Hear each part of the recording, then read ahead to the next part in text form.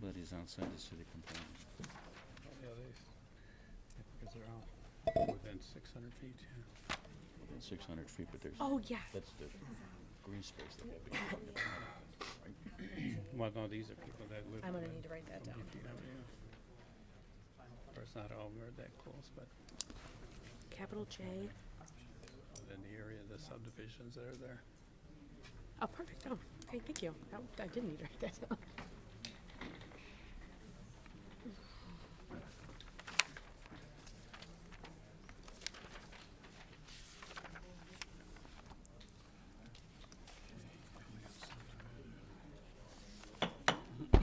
Call the order of the January 17, 2019 Plan Commission.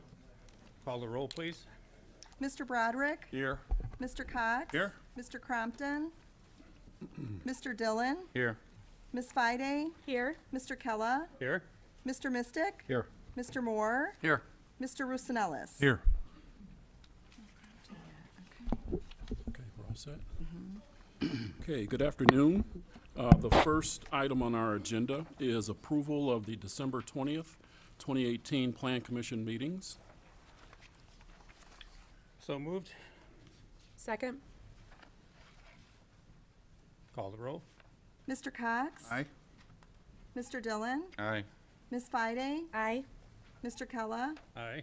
Mr. Mystic? Aye. Mr. Moore? Aye. Mr. Roussanellis? Aye. Mr. Broderick? Aye. Thank you. Next item on our agenda is citizens to be heard on agenda items. This section is for anyone wanting to speak regarding items listed on the agenda, except for items listed under public hearing. Anyone speaking on an agenda item is entitled to speak for a maximum of 4 minutes.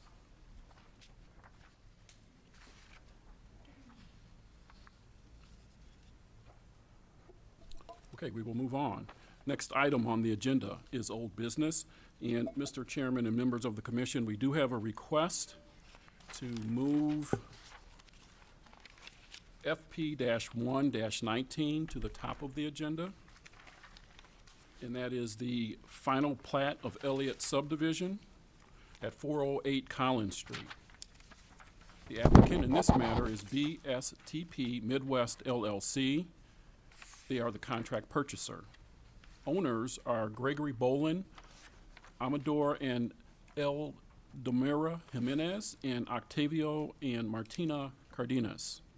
Requested action is approval of a final plat of subdivision for one lot to consolidate 5 parcels of land into one parcel for a future gas station. And this is located at the northeast corner of Collins Street and Jackson Street. The size of the proposed subdivision is 1.36 acres. Existing zoning is B3, and that's our general business zoning district. Currently, it is vacant land, but there are 2 circa 1910 single-family homes and 1 circa 1851 3-unit house on the parcel. Surrounding zoning and land use to the north is B3 general business and R2 single-family residential, vacant land, and residential uses. To the south is B3 and B1. B1 is our neighborhood business district, and there's a gas station as well as other residential uses. To the east is R2 single-family residential, and to the west is B1 commercial and residential uses.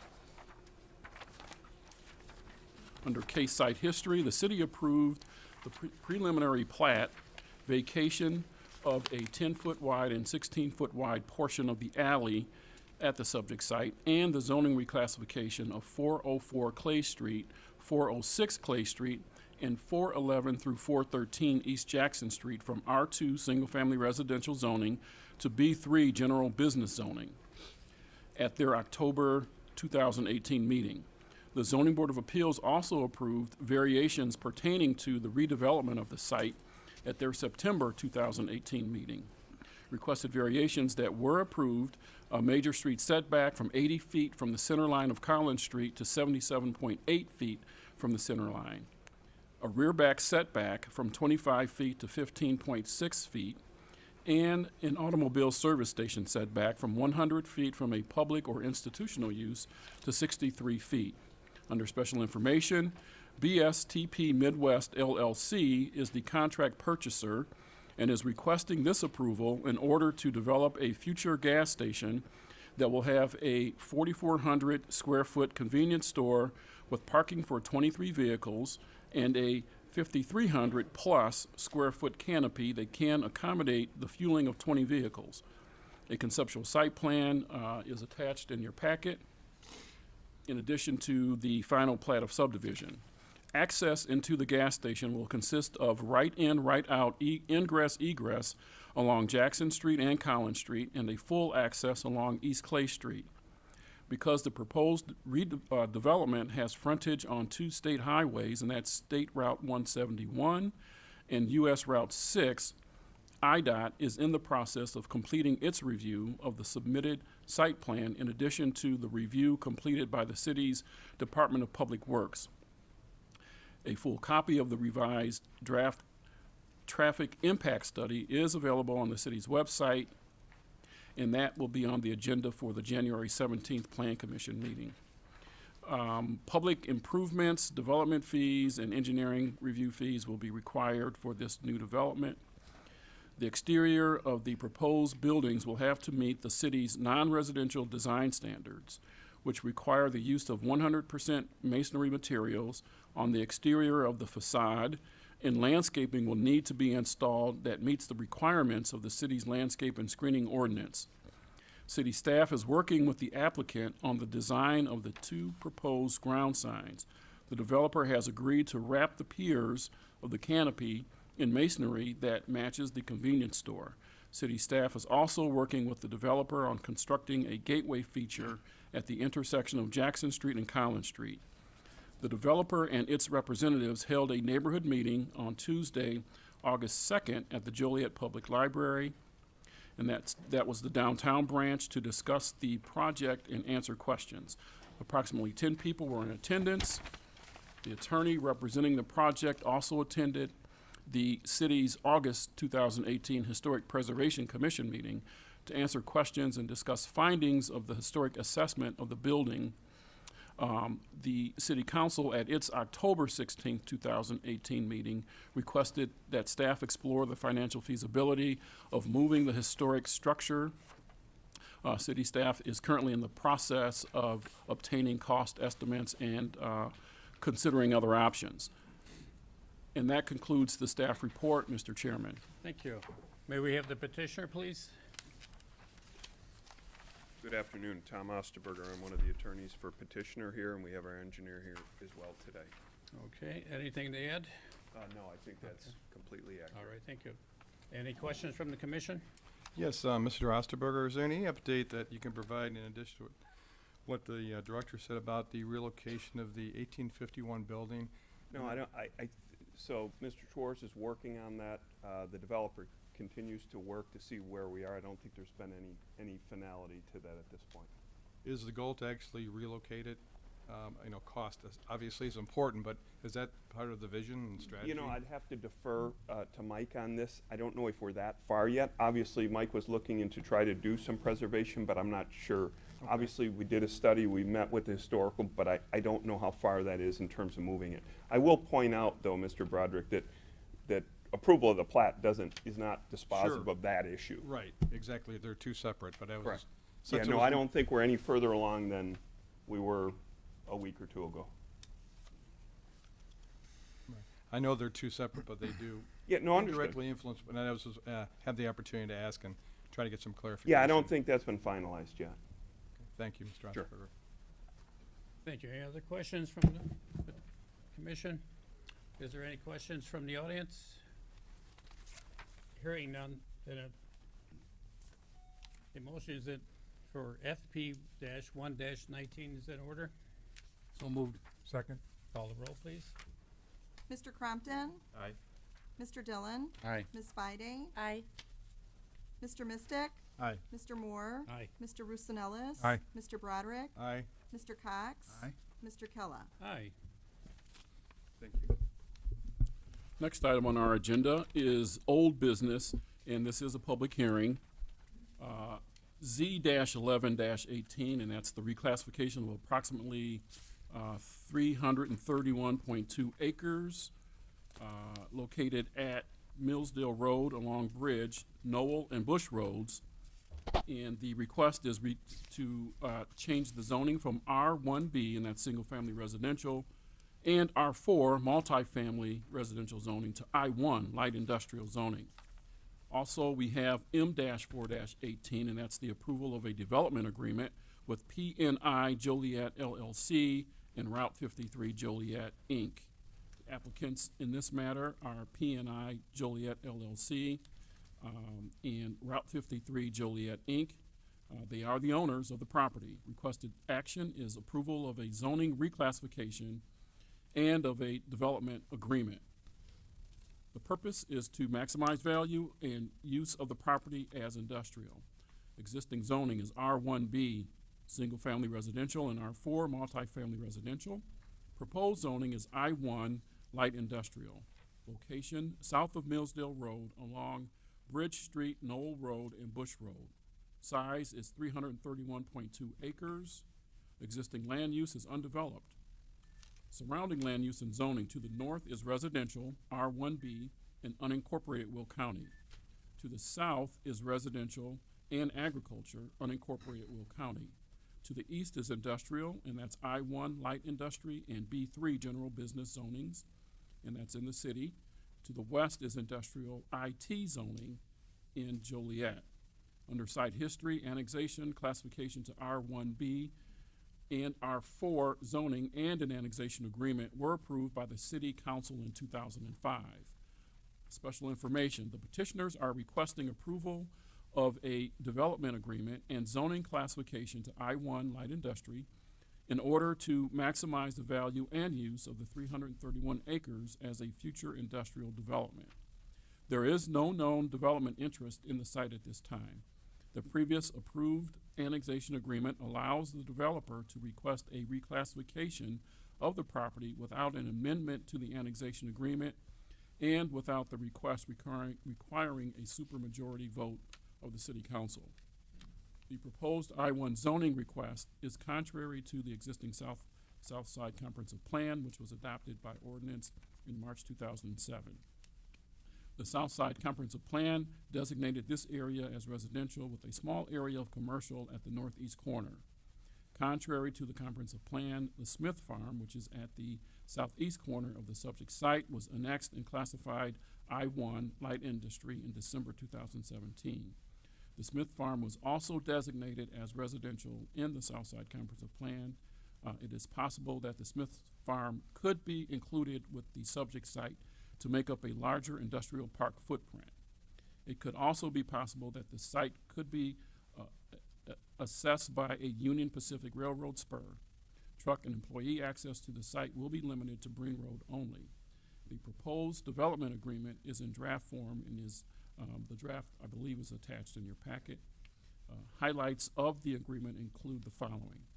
Development as a planned unit development. The owner agrees that the development of the property depicted in the zoning plat shall be accomplished as a planned unit development under the City of Joliet ordinances, except as modified by this agreement. Building design standards. All buildings, structures, or alterations hereafter constructed or made on the property shall conform to the non-residential design standards then established by the city, currently codified as section 47-15H of the zoning ordinance. Landscaping. The owner shall comply with the landscape requirements established by the city at the time the property is developed. Such requirements being currently set forth in section 47-15E of the zoning ordinance. A future landscape plan would be required as part of a future subdivision proposal or building permit, whichever comes first. That includes, but not be limited to, the landscaping berms depicted on Exhibit B, which is the proposed concept plan.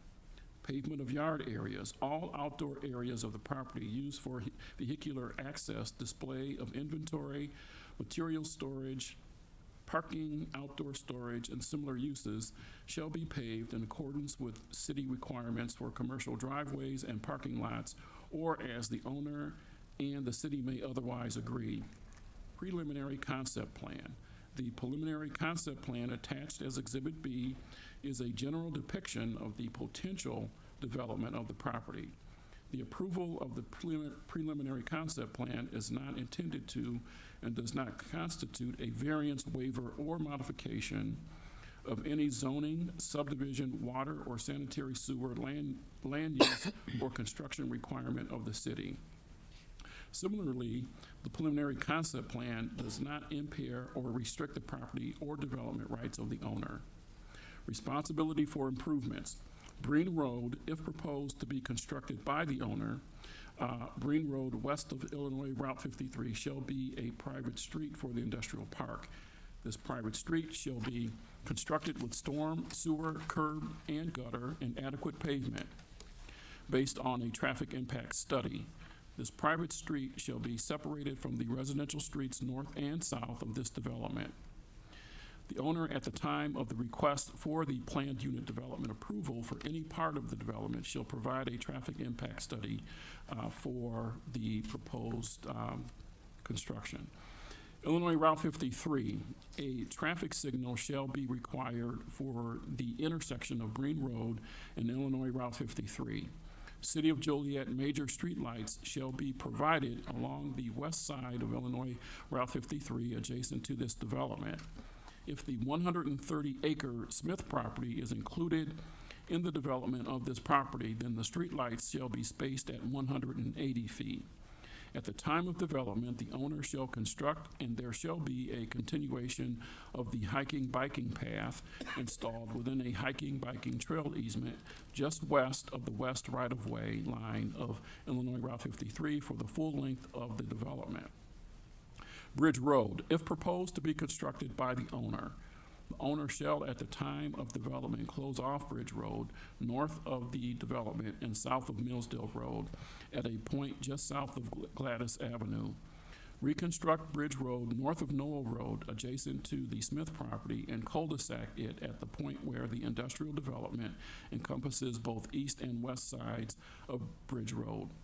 ComEd streetlights shall be installed on this section of Bridge Road. Noel Road, Bush Road. The sections of Bush Road and Noel Road adjacent to the business park shall be reconstructed as 31-foot back-to-back roadways. ComEd streetlights shall be installed along Noel Road and Bush Road accordingly. Storm detention. Provide storm water detention for this development per the City of Joliet Stormwater Detention Ordinance. All public improvements will be required as part of any future development. A 75-foot wide landscape berm and buffer will be required where the development abuts adjacent residential. A city water line is located at the southeast corner of Route 53 in Breen. A city sanitary sewer line is located on Bridge Street and is additionally serviced by the Millsdale Road lift station. Sewer and water connection fees, the east side sewer treatment plant surcharge, and the development impact fee will be required. Detachment fees for Elwood Fire District and Manhattan Elwood Library District have been paid as part of the previous annexations. It should be noted that a community meeting was conducted by the petitioner with adjacent residents in the area on October 16, 2018, in order to discuss the proposal to reclassify the property in question. And that concludes the staff report, Mr. Chairman. Thank you. May we have the petitioner, please? Yes, sir. May you state your name and address? Yes, sir. Good afternoon. My name is Mike Martin. I'm the attorney for the applicant. My address is 15 West Jefferson, Joliet, Illinois. My client has owned this property since 2005. It was part of a larger assemblage of property, 988 acres, both east and west of Route 53, that we annexed and rezoned. And the plan at that time was for residential development. We had approximately 40 acres that was commercial. I think the block property on the east side of Route 53 had about a 30-acre site. There was about another 10 acres of commercial that was planned within the site along Route 53. At that time, there was no Center Point, there was no Smith development, there was no Joliet Logistics Park. There was nothing surrounding us but unincorporated rural residential and our project. Since that time, the city adopted what Mr. Jackson has referred to as the Southside Comprehensive Plan. If the Southside Comprehensive Plan was adopted in March of 2007, we annexed in 2005.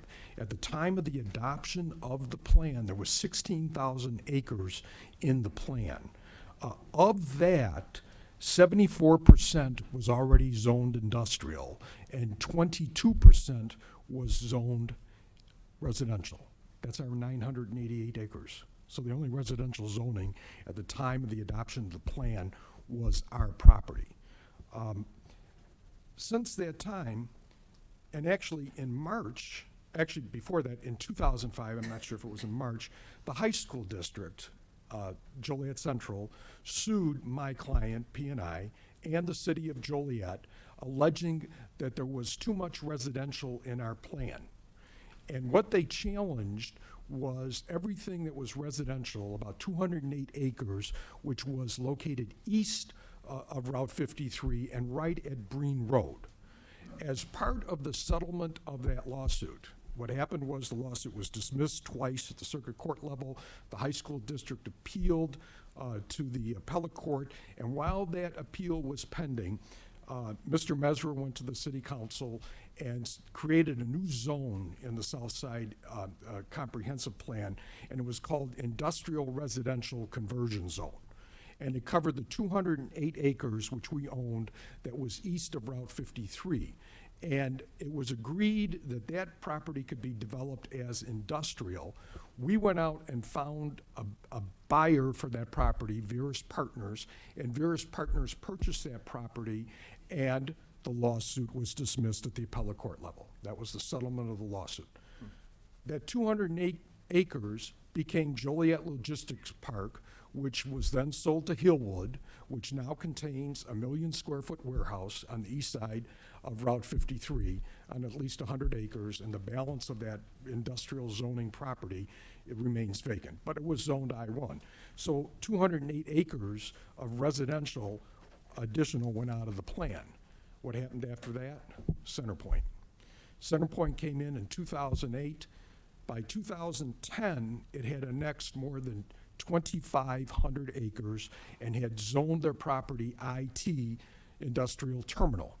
This classification didn't even exist when the plan was adopted. So what happened is the area of the plan that had industrial zoning was made more intense. 3,600 acres of it was made more intense. And also all of the residential that had been planned west of the Union Pacific Railroad, which was on our western boundary, about another 280 acres, was converted from residential to IT. So now we have surrounded by IT on the east, I on the east and IT on the west. Then what happens? The Smith Farm it was December of 2017, the 140 acre parcel, can you put us up with a plat that shows the Smith Farm, the preliminary, yeah, the one that's got the blue, there it is. The light blue, that was planned as residential in the Southside Comprehensive Plan. What happened is the city council annexed and rezoned it I-1. And 2 million square foot warehouses in their concept plan was planned for the site. So another 140 acres of residential went out of the Southside Comprehensive Plan and away from our adjacent boundaries. Immediately across the street from the Smith Farm at Breen Road, which is the intersection that's shown on there that goes out to Route 53, is the Cavalia property. The Cavalia property was 40 acres. In 2018, 20 acres of it was commercial, 20 acres of it was residential. It was changed to all industrial. So now we have another 40 acres. But what's important about that too is the access to our residential property is through Breen Road and Route 53. We now have a shared access with 140 acres in I-1 Smith property. We have right across the street, the Joliet Logistics Hillwood development at the same intersection, and now we have the Cavalia property with the 40 acres industrial at the same intersection, and on the northwest corner is about a 9-acre B3 parcel that's been there forever and ever, and we don't control it, but it's been there. So anybody that we would put a residential house in this location has to go through that intersection. That's our front porch, that's our main door. Has the area changed? I think just that history alone tells you that the area has changed. We did, and we were successful in plotting some lots north of Millsdale Road, which are not included in this property. We got about 120 acres north of Millsdale Road, and we developed the lots of Cedar Creek. We sold those to Pasquinelli Cedar Creek LLC in 2006 and 2007, and they went bankrupt in 2008. First Midwest Bank foreclosed on it. I think there were 129 lots. Since 2006, they've been vacant. We developed the rest of the lots in the area that's north of Millsdale. Some of them don't have water taps. The villas, which are the duplex lots, there's 61 of those are just mass graded. The 61 lots are unsold. The other 65 that are in the estates, single family, those are unsold. Since 2006, we haven't been able to sell any of these lots to a builder for development. We're now looking at 331 acres that's basically raw land. All it is an extant zone. We believe it's changed. We believe that the zoning should change. And what we're proposing is, and we don't have a specific user, but since Smith got approved, we said, okay, well, let's see if we can get a spur access from the Union Pacific. And we approached them, and they were very, very open to the idea. And then maybe we can get together with the Smith family and market the entire property to somebody who'd come in and make a good use out of it. And how do we do that? Well, we come back to you and we say, we need it rezoned in order to market it. We're not proposing, we don't have a specific user, but we're saying, look, if we get a specific user, we'll come back. We'll do it all as a planned unit development. That's what the planned unit development agreement is. You maintain complete control. We haven't asked for any concessions in the planned unit development agreement. If we come back, there'll be traffic studies, there'll be noise studies, there'll be any impacts that need to be studied. And then decisions can be made about, is that going to be a proper use? Can we actually develop this property? Because right now, it's not going to develop. It's just going to sit there vacant as it is now.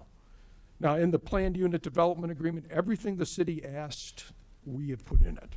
Everything staff asked. I think there was a question, the Smith annexation agreement had 75-foot wide berms between their property and the rural residential to the south. We've continued those berms, but a question came up, well, don't you have them on the north side? Well, we don't have them on the north side because there's 60 acres of wetland and floodplain, and we don't know where we can put them. But we did put in the annexation agreement, we did in the development agreement, we did say, okay, we'll put in 75-foot wide berms on the north side once we figure out where we're going to make the ponds, because it's probably all going to be a pond. And quite frankly, you know, the nearest home is going to be probably 500, maybe 300 feet at most away from anything that can be built on the property. So what we've done is try to address everything we can, but I think if you look at the South Side Comprehensive Plan, because I know staff hasn't made a recommendation on it. I think the Smith, they recommended against it, and the City Council approved it. We're here now. I think they have no recommendation. I fully understand that. But under the Southside Comprehensive Plan, since its adoption in 2005, no residential developments have been annexed, zoned, or planned. All that has been planned and done is industrial. What has been approved are more than 3,600 acres of IT use, and there's been several thousand acres of I-1 use. We've lost 208 acres to Joliet Logistics Park of residential, 288 acres to Center Point of residential, 140 acres of Smith to residential, and 20 acres of Cavalier, because it was split, to industrial. All of that residential has been lost and taken out of the plan. That doesn't leave much. The remaining in residential is planned east of Route 53, near Cherry Hill Road between Knoll and Millsdale. Our property is west of Route 53, where the remaining, whatever the residential was supposed to be, west of Route 53. We've done everything we were required to do under the annexation agreement, even though we haven't been able to sell the residential. We've built the lift stations, we've installed the gravity sewer mains, we've installed the pressure mains, and we've given all the donations, the fire station, et cetera. We would hope that you would want to work with us on the development agreement. I believe there's a prevailing wage provision in the development agreement so that union labor will be used to build the project. But we hope and we look forward to trying to market this area so there's actually someone we can bring to the city of Joliet that will bring jobs, will bring a use that this property could actually develop into. Any questions, I guess? All right, thank you. Okay, Any- I have Mr. Tonelli with me too, our planner. Okay. All right, if I may. Rod?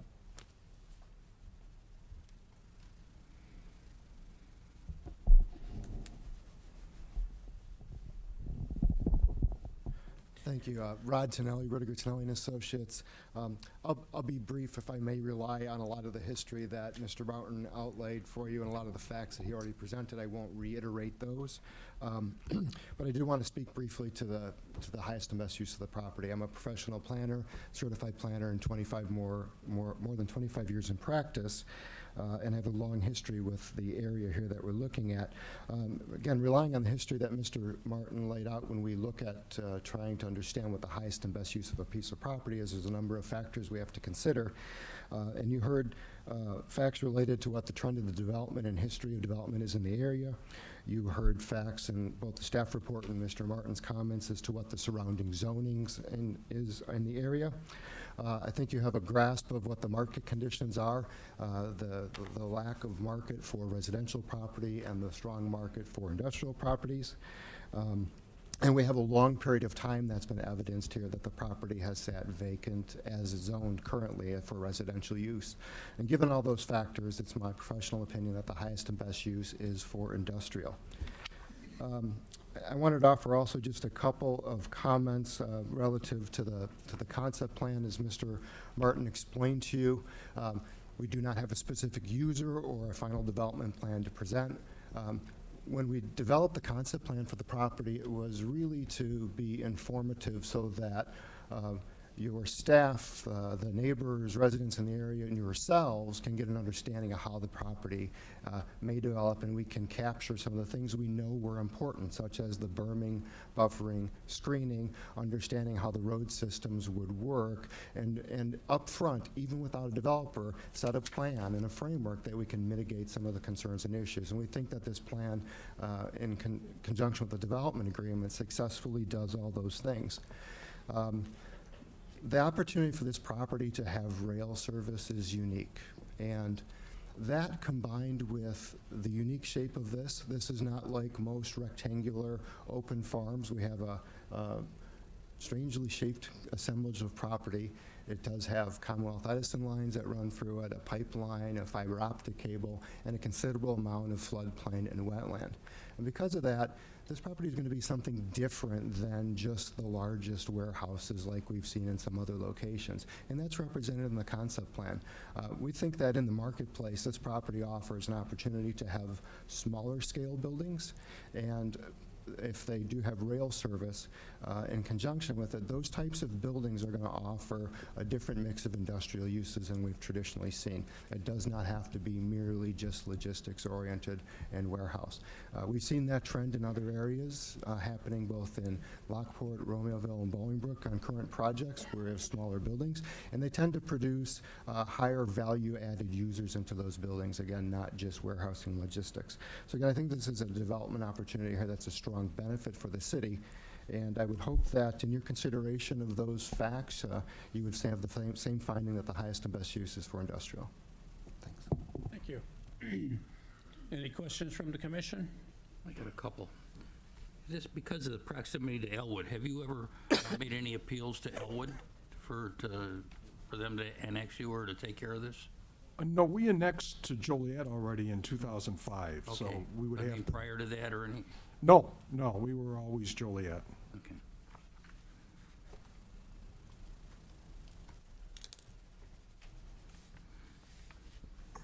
Do you have another question?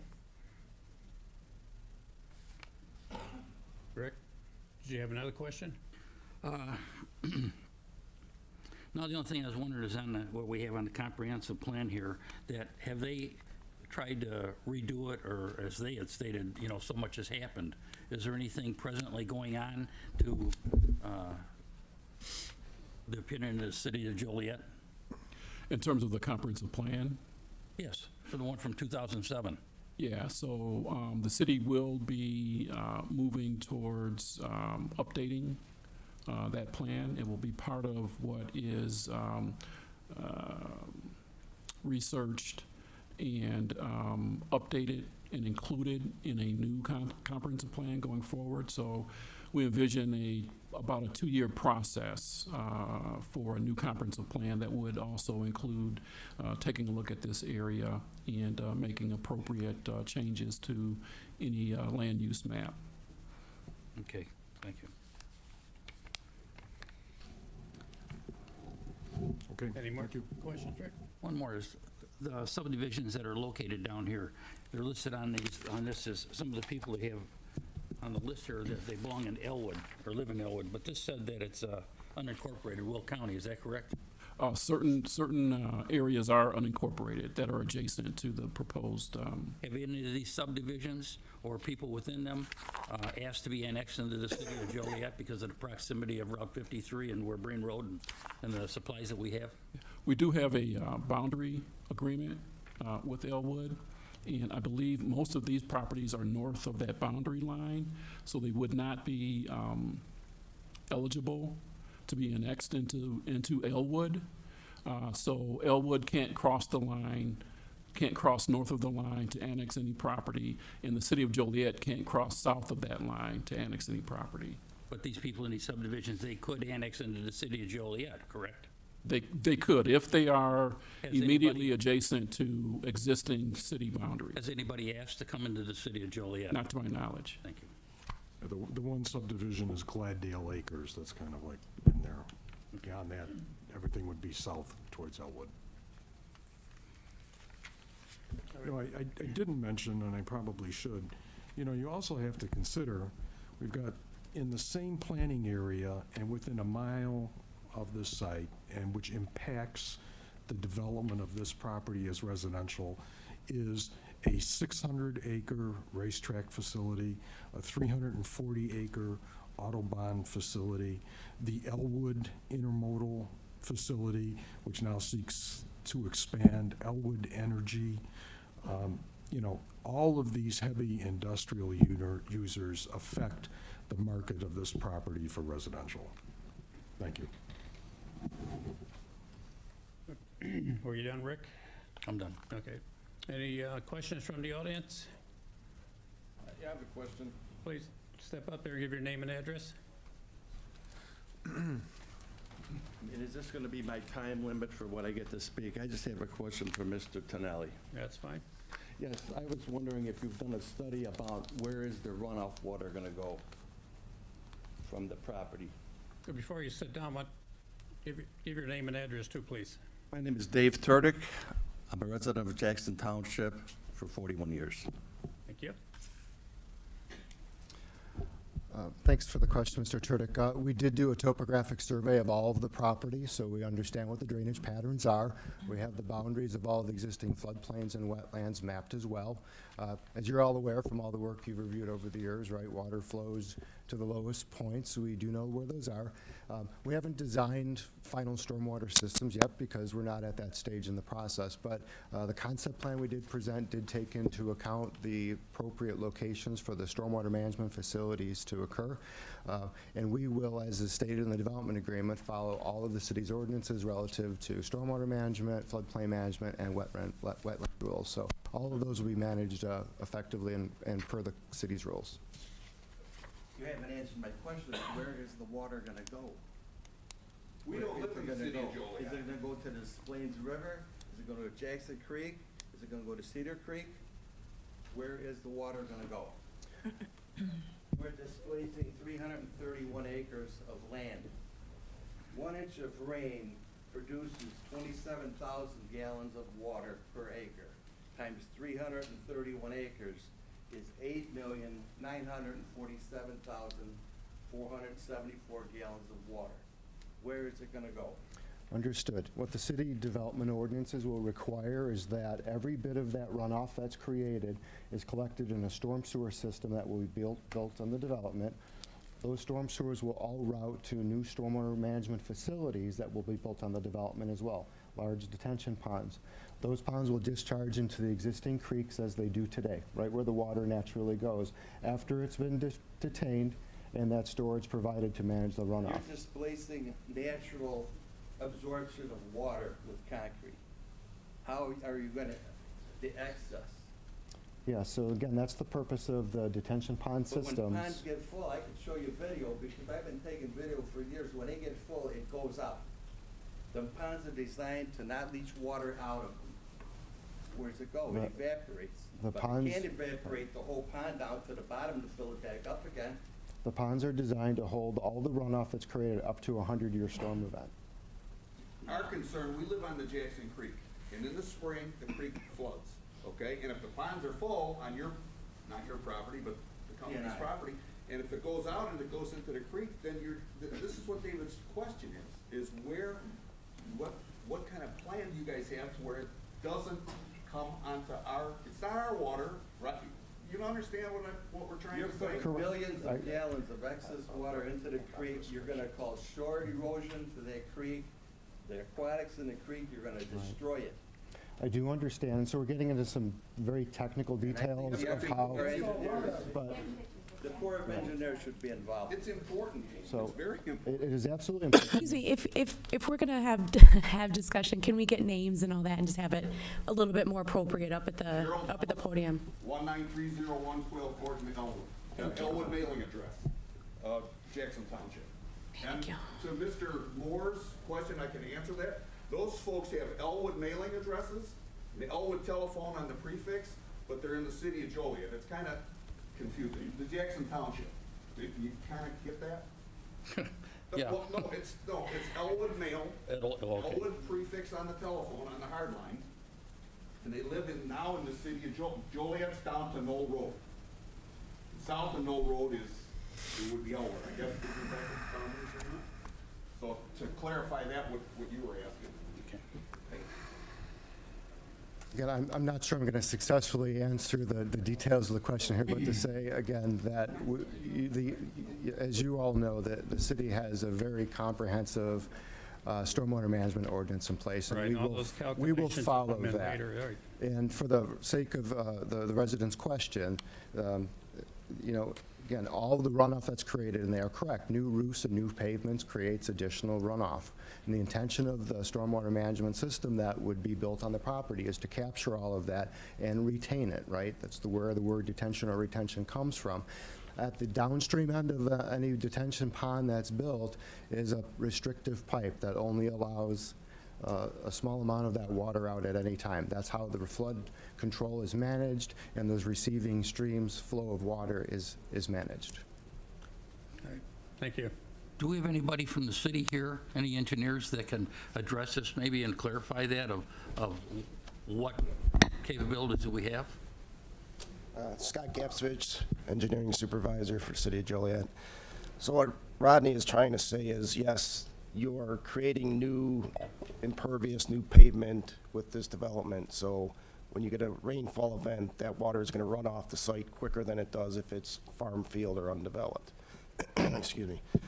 The idea of the detention basins is to capture that runoff and hold it over an extended period of time.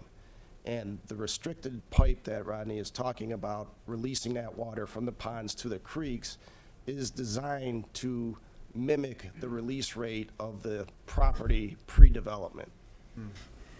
So the idea is you have a rainfall event, those ponds fill up, the rainfall event stops, and then over an extended period of time, you release at a rate that is no more than what it would have been pre-development. So the intent is that it doesn't release all that water immediately downstream. It gets held back on the property. But there's something there with the capacity to hold that water till they can release it? Up to a 100-year storm event, that volume of water, through all the engineering calculations, that volume has to be provided in the ponds based on how much they pave. The more they pave, the more volume they have to provide in those ponds to store that water. Thank you. But the release rate is always supposed to be similar to the release rate from the property pre-development. Okay. So you don't flood somebody downstream. Yeah. Say, Scott, for any development nowadays, isn't it been like this since the 90s at least, where you have to have so much retention pond? Yes. And it could be deeper than normal ponds? I mean, it All could go these very deep. ponds you see, whether it's in a residential subdivision, they're not there just for aesthetics or for somebody to go fishing, they're there for stormwater management. They can be dry bottom ponds. If they're a wet pond, all the storage from a storm event is from that normal water level that you see above that. So let's say that in the future, when they do develop this, 90% of the ground is covered with concrete, that means that the ponds that they have would have to be built towards all that land that was lost, Correct. period, by state law. That is all calculated into the calculations of how much detention volume is required. It's based upon the size of the property and how much that property now is covered in pavement or rooftops or. Without knowing where the ponds would be built to begin with, you would have no idea where the water would. Well, I mean, typically you're gonna put the ponds adjacent to the creeks, because that's the low end of the property, because your storm sewers are draining downhill to those ponds. So those ponds will probably be adjacent to the creeks. Although the storm sewer gets the water from the site into the ponds quickly, but then the ponds hold it back and release it slowly, so you don't flood somebody downstream. That's the concept. All right, thanks, Scott. Hi, Jack Hicks. Just a clarification. Are you telling me that, excuse me, are you telling me that you guys own the property on the east side of 53 also? We owned the property on the east side of 53. It's been sold. Okay, all right. And then the second I question. think there's maybe one lot. Okay, all right, thank you. And then the second remark or question to our engineer here, and no, not to observe, but ladies and gentlemen, it seems like every year for the last 5 or 6 years seems to be a storm of the century. Think about it. Look at the news. We've seen it all. We've seen the devastation, and what they're planning to build right along the residential, we're 300 yards. 300, did he say 300 feet or 300 feet? That's less than a football field. And you got houses right along there. Where's that gonna go? My property is always flooded as it is because I live in the Jackson Township in the county, because we don't have sewer lines and streets with concrete. So that's, storm of the century could be tomorrow. Thank you. Al Gutierrez here. It just is amazing that back in the 70s, when they were trying to develop where Joliet Crossing sits now, we had a planning commission that would listen to the people. At that time, the planning commission told the developer that was trying to develop it that the only way they would be able to do anything was to widen Jackson Creek, because it was nothing basic more than a ditch. And now you're trying to pump all this water down, and they can tell you all they want to about these restrictors. It takes one dead raccoon or one dead beaver to plug that 8-inch line up, and then you get the backups. You allow ponds to go in, you annex all these properties, you're saying, okay, it's Joliet City, we're gonna take it. And then at the end, when everything's done, you back away from them ponds and you say, they're not our responsibility. So what we have, you got deep ponds, and like he says, normal water is a flow line of the outfall. If you don't take and fabric the ponds and rock them so there's no erosion, and you start losing banks, now you don't have the normal. Now you've lost water retention. When you step away from them ponds, that developer doesn't care what goes on. Come down to Joliet Crossings, all of you, Mr. Jackson. I've already invited you to come down by my place. I'll show you where they've lost 15 feet of banks. Now, Allied had the job of planting all the trees up along the ponds. There is no trees up along the ponds. They're all in the water because the bank's all washed in. When it floods into the field to the west, right? And when you're telling people that, okay, we've got an 8-inch line going down for your outfall going into the creek, when you put any kind of concrete or plastic line going out, and you get that surge of water hitting that pipe, instead of you getting like a regular ditch, you get like a cannon of 8-inch water coming out at you at one time. You're getting just as much water going down that 8-inch pipe than what you would if it was just running on its own. And another thing is, we're tired of any developer coming into the area and say, we want to develop all this property here. We want to take and close Bridge Road down. What happens to the residents that use that daily? They've been using it for 50 years. You just say, bye-bye, we'll see you? No, I guarantee you that none of you sitting on this board would allow your kids that are just starting to drive down 53 with all them trucks. Now, they're talking about when the Pesquinelli development went up. That started in 2005. At that time, they were already selling property to Centerpoint quietly. And they kept on selling houses. They're like no man's land over there. They can't sell them. They can't sell them lots, because who's going to want to buy them lots? Now, he's talking about Centerpoint being back there? Yeah, but they've got a way out. They got their way. You put those warehouses down there, they had to come down 53. Ever since we got the warehousing, we've had break-ins out there. You get people that you don't know walking the streets, but none of you see it. It's almost like a dictatorship out there, because you're going to vote on what you don't know anything about, because you don't live there. We don't need that kind of a council. We need somebody that actually goes out there and looks at things and say, hey, I wouldn't want my kids going down there. I wouldn't want to close the road to take school buses. But it seems how you don't travel those roads, you could care less. And about this retention water, when Pesquinelli went up, they've got deep holes on the south side of Millsdale Road where they ran in sections out, and they got a big hole out there, maybe 8-10 foot deep.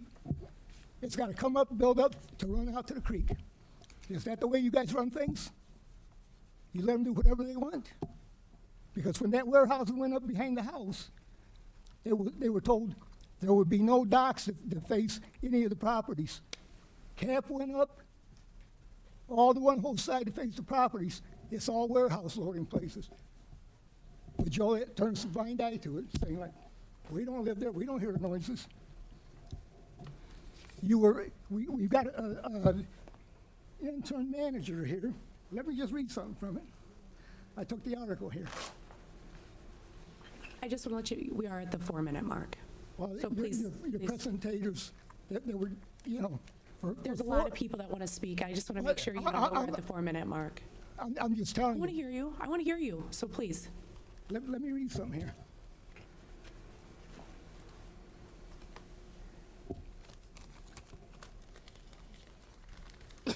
And what this says is, city manager resists call for warehouse cap. We don't tell people in Joliet that they can't build grocery stores or any other thing, right? Yet, somebody went to put a car lot in it, I think it was last year or the year before, at the old Century Tile building, and everybody up here says, and the city council told them, we don't need another car lot over there, rejected it. Basinger, last year, wanted to build a drugstore where Senor Tequila is now. It was supposed to already be under construction, and another liquor store wanted to come up, and they were told, no, we're going to deny that because Mr. Basinger wants to build a liquor store, and he doesn't want competition. They were denied, right? Now, when the Smith Farm went up, we had this whole city council chamber full here, and they were all against it, and everybody out there says, okay, we'll approve it, right? But if it's in the main Joliet, you can have 5 people or 2 people, and you guys will turn them down.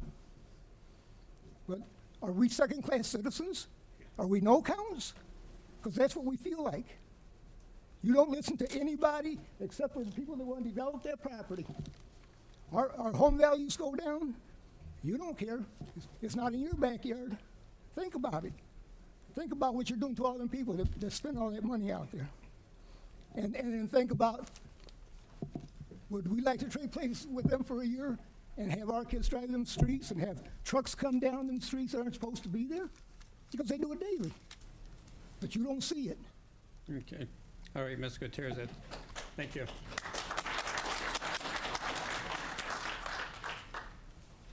Dave Desiderio, Noel Road. I know everybody wants to maximize their property and make as much as they can, but has anybody done a study about how it would hurt the value of the homes that are already there with all these warehouses going up? And then adding more railroad for all the noise, because if you've ever been out there, but you probably don't live out there, it's pretty noisy sometimes from the rail yard.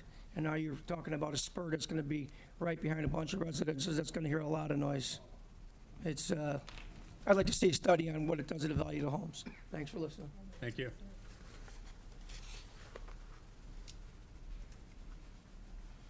Hello. Can you hear me? Yes. Thank you for letting me speak. I'd like to ask the petitioner a question, please. You want to give your name and address? My name is Michelle Peterson, and I'm in Jackson Township resident for 10 years. Thank you. I would like to ask, I haven't heard, one of the highest residential things in demand today is 55 and older. Most of those places that are built, they sell in a day. I'm wondering if the petitioner has looked into that. That high demand residential for this, this area that they own.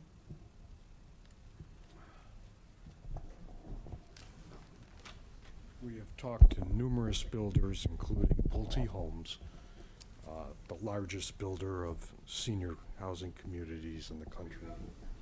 And there is no one interested in developing this property. That's why we're here. Do you have the actual proposals that you had talked to them? Do they have that kind of thing that was actually done, or is this just words? Because 55 and older is huge today. Well, you know, it's the area where the property's located.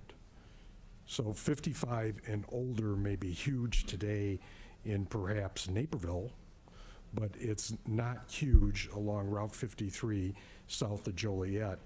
No builders have been interested, and we've offered to subordinate the lots. Do you know what that means? We've offered to give the builder the lot and let them build the house and sell it to a third party and not pay us until they actually sell the house. No one would take up that offer. I still believe there would be a 55 and older interest there in that area, in Elwood and Whinstone. I know when those go on the market, they sell immediately. You cannot get in there. So there is a market south of town there for that. Another thing I'd like to say is I think this Cedar Creek is unique, because what they want to do is right in the middle, the smack dab middle of all these homes, they want to put an industrial. And I don't think that that is ethical. I don't think it's right. I believe that to put it right in the middle, if I don't know how many of you live in subdivisions, would you want in your subdivision, right in the middle, somebody to approve industrial in the middle of that? I think you all think, or if you do live in a subdivision, you would think that that would be a very unethical, bad place to put an industrial proposal. Thank you. Thank you. Hello, my name's Dave Harris, 19438 Knoll Road. I've been on there 5 years. Before that, 35-year resident of Joliet, along with all my friends, family, co-workers.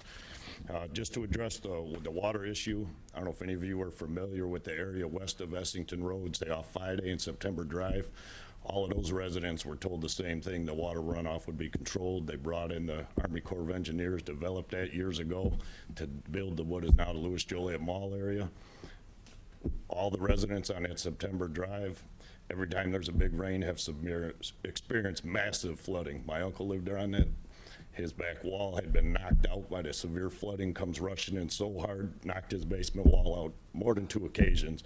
And many residents along that road there, that's a fact. So just to bring that up, if this ever does get approved, that needs to be really looked at and not just on paper, because what's been done in the past or gets approved, it doesn't work. People do get flooded, their homes get destroyed, then they can't sell their homes because now they're a floodplain that never was. So keep that in mind. And then never spoken to a group before, so bear with me if I raise my voice. I'm just passionate about this. Now's a delicate time in this country for people to have faith and trust in our elected officials and council members. Everybody can see that. We're all losing faith that what's right for the city is one thing, but what's right for the people might be a different thing. I think it's very important you consider what's right for the people of this city of Joliet and the community at this time. If my major issue is the traffic. Maybe there's some time in the future this could be a better thing. I know he says they don't want to develop right now at this time, but we all know if it gets rezoned, it's going to be floorboard to the wood to get something built there immediately, and we all know that. Interstate 80 cannot handle any more traffic. I know he said they're going to hire people to flow traffic to handle this, to look into that. We got plans of Interstate 80 you hear, you read about adding possibly a 3rd lane sometime in the future. We got plans of Humboldt Road to handle more traffic, which in my opinion at this time is just going to add more traffic to Interstate 80. When the Humboldt Road expansion goes in, it's going to add a super highway to get more traffic to Interstate 80, which is experiencing critical injuries, fatality deaths at an alarming rate. If you look at Will County, Interstate 80, it is to me the most dangerous, horrible section of interstate. It's way outdated. We're 10 years past the need to plan for a 3rd lane. A 3rd lane, I don't believe, in my opinion, I'm not an expert, it would even help the traffic issue. Somebody needs, I mean, we need at least 4 lanes each way to handle it, and building more stuff that's going to add traffic to 53 direct to Interstate 80, that's only going to make it worse. You guys people may not live in that area, but it's going to affect everybody of this city, and it does already. Every single day when I cross Briggs Street, look at 80, it's stopped. Trucks are getting off on Briggs, trucks are getting off on 53. They're going up, they got Cass Street blocked off, Larkin blocked off, Jefferson's backed up. These are all trucks that only want to be on 80, but they can't because 80 stopped. So it affects the entire community and the safety of people. I have a 2-year-old daughter at home. I'm afraid for my wife to go places anymore around here. I should not be afraid for my family to go to something because the roads are so dangerous. I know 2 people that have been critically injured and got under semis on 53. I mean, it is a horrible, horrible problem. Say I'm a carpenter and anybody asks me to build you a house, to put this in different terms, and I tell you, yeah, I'll take your plan, I'll build your house for you, but it's a different division that approves the foundation. It's a different funding for the foundation. So But I'll take your plan with plans to build your foundation in the future. Maybe 5 years, maybe 10 years. We don't know who this other committee, when they get their money, where it comes from. But we'll do it in the future. But I'm going to go ahead and build that house now and put it right on the dirt for you. A big, nice 2-story house. You let me know how that house holds up in the next 5 years, because I guarantee it's going to crumble and sink to the ground and possibly injure you or your family. You can't come back later and build the foundation. To allow to build or any more of these giant industries. Yeah, it looks good on paper, it looks good on graph. Look what this city council did. We brought this much industry to this area. But you can't come back later and build the foundation. These roads, these highways, these interstates, our infrastructure is our foundation. That has to be done first. I'll shut my mouth and never oppose this when 80 is done enough to handle all this traffic that we already have, much less new stuff. Everybody knows it can't. And I understand you guys aren't responsible for that. That goes to a state level, a federal level. But we trust in you guys. We can't get a hold of those people as much. We can write letters, we can do this, we can try to elect people who say they will look out for us. We believe you guys have better contact to push that up the line. Stand up for the people for one time. Get known as the committee that laid down the law that we're going to stand up for the people of Joliet for once. Maybe it has to put a slow down to some of this building, which I'm a union carpenter. Yeah, I love work, but not at my family's expense, my life's expense. I pass on going to family holidays because I don't want to travel 53 or get on 80. So take that into your account, I beg you, when you look at this, that when 80 is done, when the roads are done, then maybe you look at developing stuff. Hey, it is what it is, when it can handle it, when it can zone it, but right now is not the right time. So I ask you, when you vote for this, to please keep in mind that this is a delicate time for the people having faith and trust in you guys to look out for our interests, look out for the safety of the people of this town. And you can't come back later and build the foundations. You can't build these things first and do the roads later. Thank you. Thank you.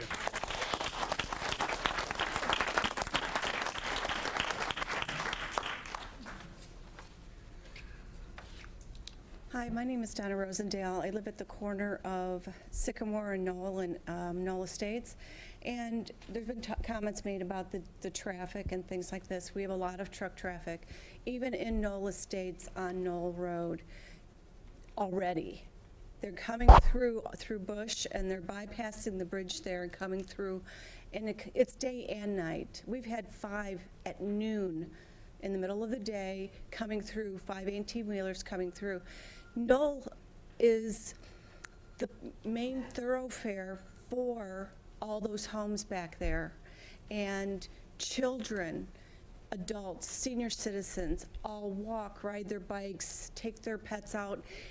It's heavily trafficked with children walking in the evenings and riding their bikes. I worry about the sacrifice of these children not being able to, first of all, play in their front yards, but much less getting hit by one of these trucks. There's just a lot of traffic.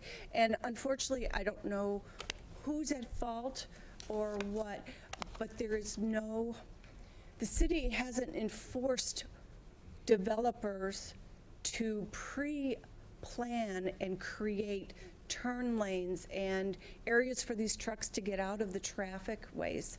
So they're standing at dead standstills in active traffic lanes.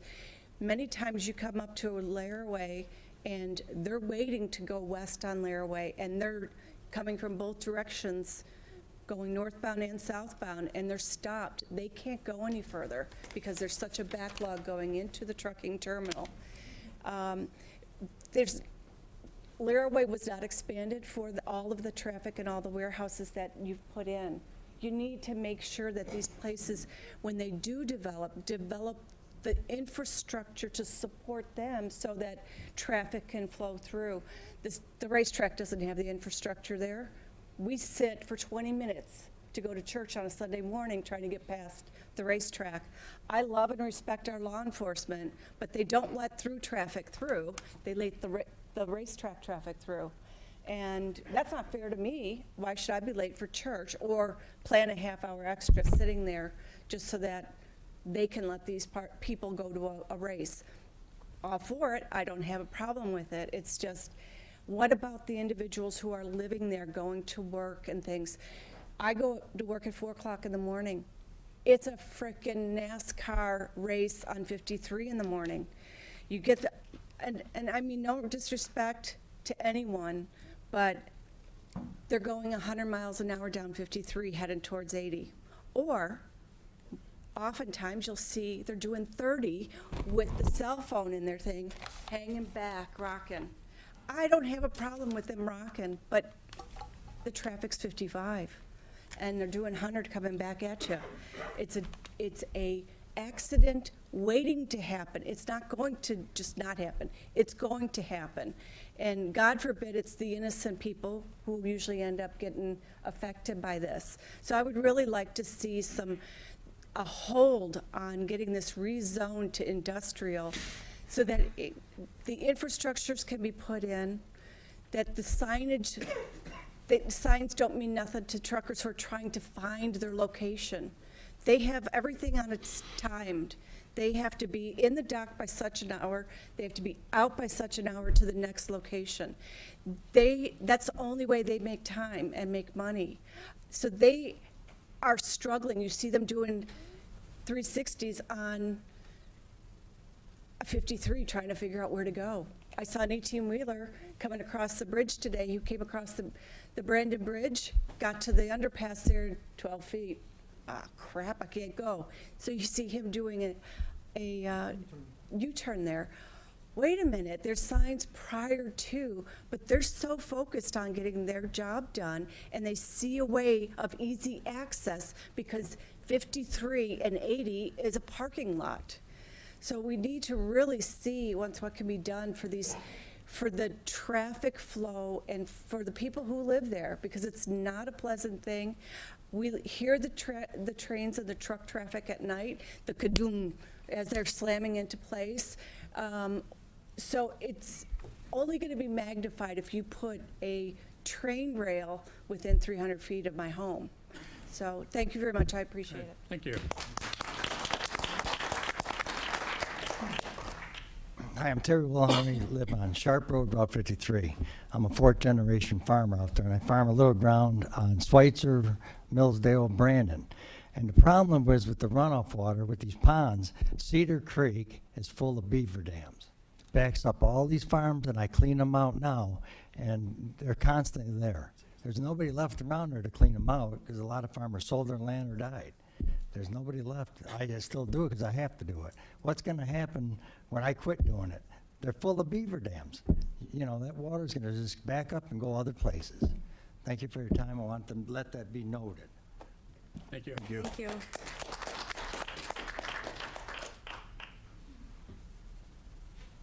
Mike McKay, 19329 Eaton Avenue in Elwood. There's just a few things I would like to touch base on. I'd like to reiterate what some of the previous speakers have spoken about as far as the infrastructure. Our infrastructure already can't support the amount of truck traffic that we have, let alone Centerpoint is not even at capacity yet.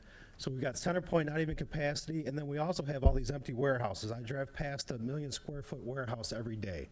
We don't even know what the full effect of everything that we've built already is going to be on traffic, let alone going ahead and rezoning more land for industrial use. The other issue I have is they're talking about a stoplight at Breen Road, so that would be the intersection coming in and out of this intermodal. If they plan on putting an intersection there, what about, or a stoplight there, what about the residents that live to the north and to the south of this? How are they supposed to get across 53? The other issue I have is noise from rail cars. I mean, we can already hear the rail cars from Centerpoint Intermodal, which is probably a good half mile from my house. What's going to happen when we have a rail spur and we have rail cars, 300 feet from houses? Exactly. Other than that, I guess the other thing I have to touch on too is what is really the value to Joliet here to rezone this in industrial? These warehouses have been getting tax tips, so you're not getting any tax money out of it, and they're mostly minimum wage jobs, so I really don't see any advantage to this. Thank you for your time. Thank you.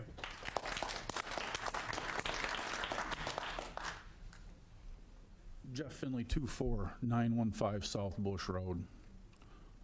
Speaking on what you just spoke to, the noise is already there. The lady prior to me about the semi-traffic, I stop them and point them back to 53 in the morning when I'm leaving for work. You know, your mayor came out and said during the North Point negotiations that Joliet is not the boogeyman. Well, it's beyond that. That's the way we feel out there, beyond the boogeyman. We're tired of the mess from Joliet coming down there and driving wherever they want, throwing their garbage out, and the noise, the pollution.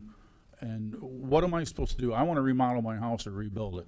I'm not going to sink a bunch of money into my house and have it devalued the minute I drive the last nail in the trim because there's a warehouse across from me with people throwing garbage out on the ground in my ditch and in my property. I own 11 and a half acres and a house and several buildings there. What am I supposed to do with that? Will his people buy me out? Because I don't want to live near any more warehouses. I've been there for 56 years in that town and that village. We're tired of it. It's great on paper, but it's not in any of your backyards, is it? Would you want to trade with me for a couple months and live out there and deal with it, or I can come live in your guys' quiet subdivision or neighborhood? Anyone? Anyone? I live right off Essington Road. Okay. Know what we've I got, got more pal. traffic than you got. Don't bet on it. Believe me, I do. I saw lights coming down the road at 5 o'clock as I was getting ready to work. 45 cars using it as a shortcut to get to Arsenal Road because they didn't want to go to the light at 53.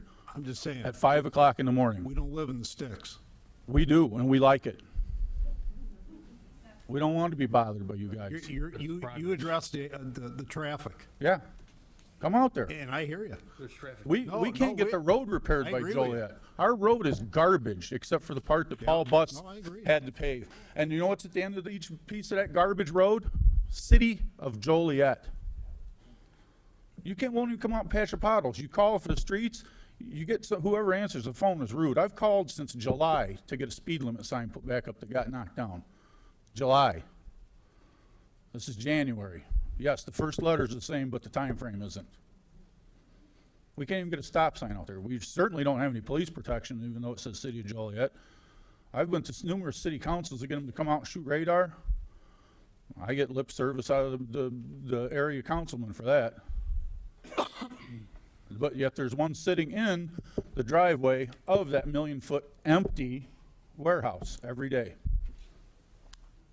Thank you. Thank you. Excuse me. My name's Charles Swansboro. I live next door to him, 25019 South Bush Road. And the water they're talking about runs straight through my property. How are you gonna get it to the creek? Sir? How are you gonna get the water? Or who? Mr. Tenello is. Yeah.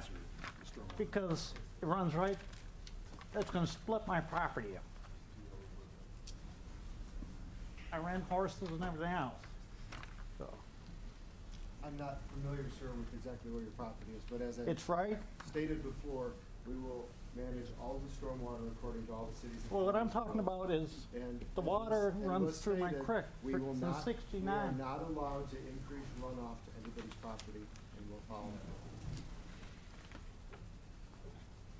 I haven't been able to stop with anything in there because since '69, like a bridge or anything.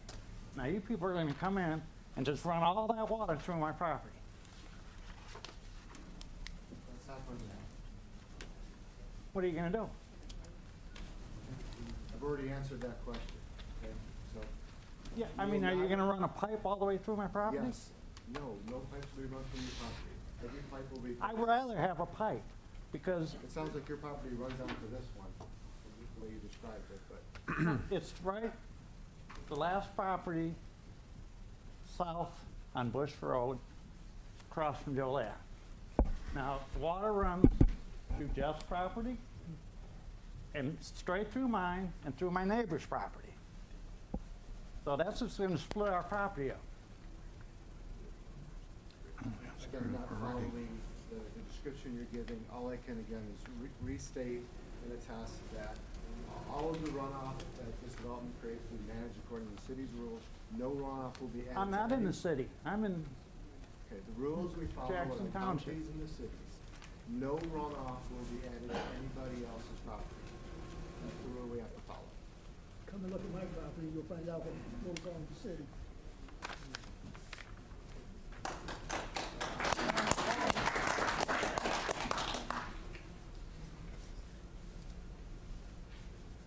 Hi, I'm Doug Gentko, 112 West South Street, Village President of Elwood. I drive Route 53 every day to Crest Hill, from Elwood to Crest Hill, every day. You're talking, you're going to put a stoplight. I've been trying to get a stoplight in Elwood for 10 years. Rod, you know that. You were out there. How can you get a stoplight like that? That's what I'd like to know, because I want to know who you know.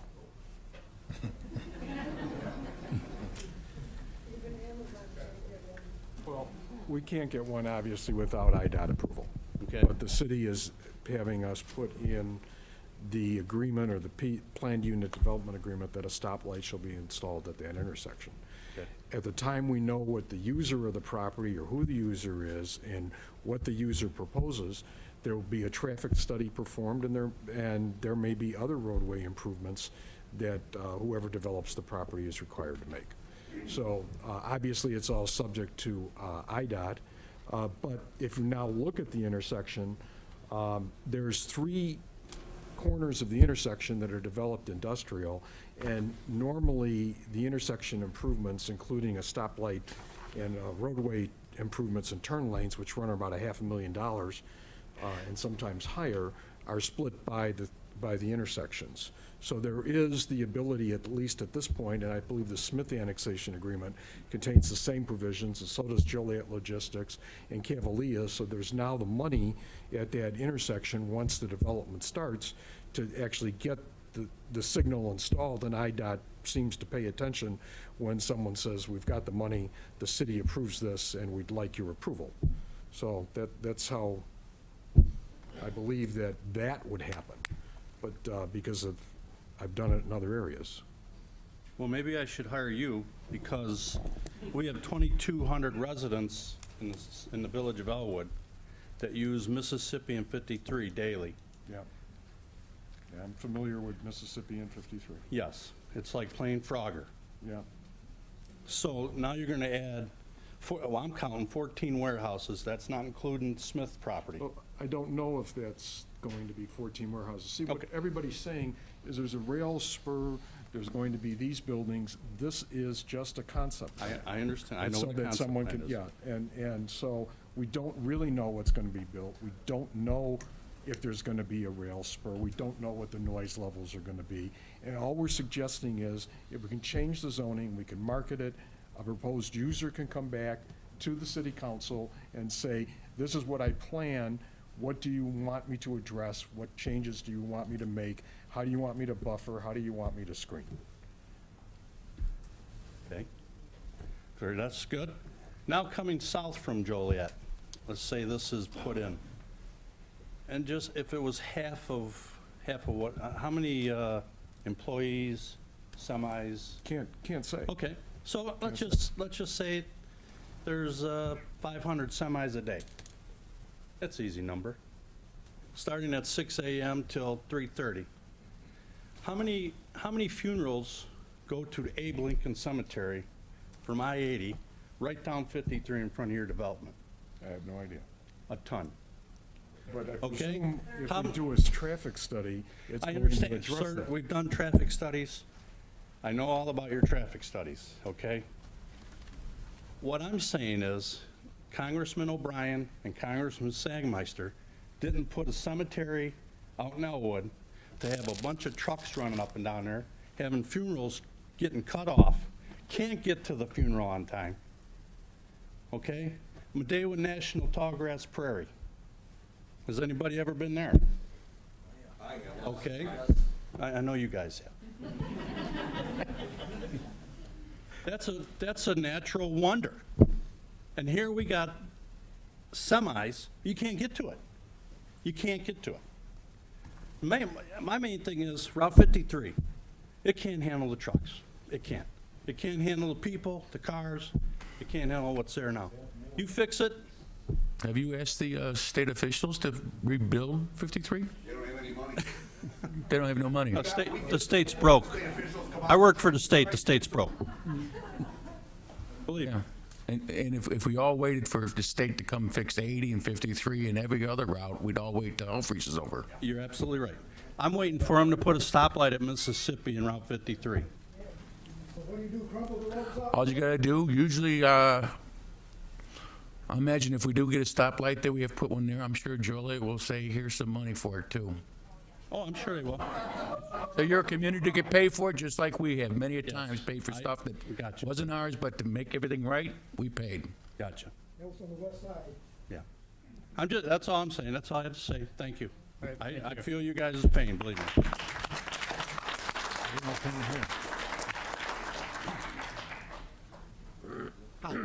Last time I talked, I thought it was just a question to these guys, so if I may, just on that map, what they're showing, I'm right on the backyard of him. I mean, whatever. If I may approach the bench and give you some pictures. This is what, and I hate to say this, I came unprepared because I thought there was only 7 of yous, and to my surprise, there's a whole bunch more. So if we share the pictures, then I will kind of tell you guys what that is. So as you're looking at these pictures, I'm standing out my back door, okay, this afternoon before I came here. And as I walk out my back door, I look to the east, and you can see the big giant factory there. That's been empty for at least 3 years, okay? If you look at the second picture, you'll see the tree on each side. But if you look at the third picture where you see nothing, across that where those trees are is a residential area, okay? If you look at that factory standing from my house, which is about 1.5 miles away from my back porch, you're gonna have, and these guys have given us a show of what they plan on putting up here. They're gonna tell you right now, oh, well, we don't know what we're gonna do. They didn't know what they were gonna do when they put that factory up there either, but they put it up there, and there's another one down the road that they put up that they didn't have anyone ready for it. Well, there's still nobody there. And now they want to put these 2 big giant factories. You know that's what they're going to put in there. 2 big million square feet warehouses. And even if they put a 15-foot berm up, that building is going to be right there in my face. And 250 other families' faces. It's not just me. It's not just him or her, it's all of us. And we need to work together. There's a way out of this. It's not putting up warehouses. So, as you look at those pictures, that's what we're looking at. That's what we're gonna have to face. We didn't buy this property 25, 30 years ago when they told us all this land was supposed to be houses. And that big white square there, that was all supposed to be 10-acre homes. I get it that the guy went under, but just because it went under doesn't mean all of a sudden we gotta put warehouses in there and ruin everyone else's life that lives around there, both sides. Both sides. And if you look at that picture of the warehouse, what do you not see? What do you not see? You don't see a berm. Thank you. Thank you.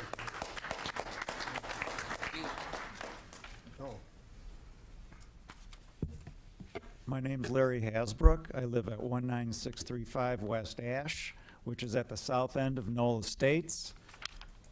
I have been there not quite 8 years. The floodplain is the last almost half of my yard. I've already had the water come up, and boy, that floodplain map is so accurate.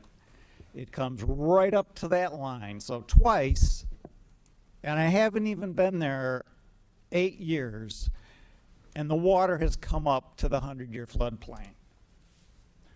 I lived in Elmhurst near the Salt Creek a number of years ago, and they dredged the Salt Creek, and I didn't have to buy flood insurance anymore. My basement flooded 3 or 4 times after that. The 100-year floodplain does not mean doodly squat.